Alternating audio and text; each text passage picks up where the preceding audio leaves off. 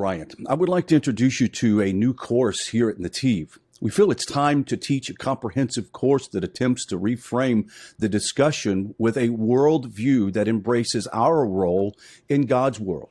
Yes, we have a place in God's divine plan. We worship the same God. We pray to the same God. We read the same Torah. And we have a place alongside the Jewish people. While they have the Mosaic covenant, we have a Noahic covenant. Thus, the creation of the Noahide mitzvot and lifestyle course that Nativ is getting ready to present and sponsor.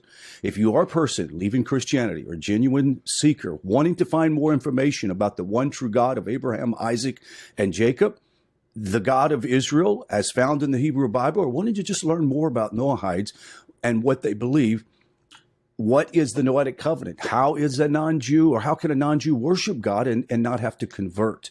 And how can they live in this world, in a prosperous world? And this course is actually for you. It consists of 60 lessons.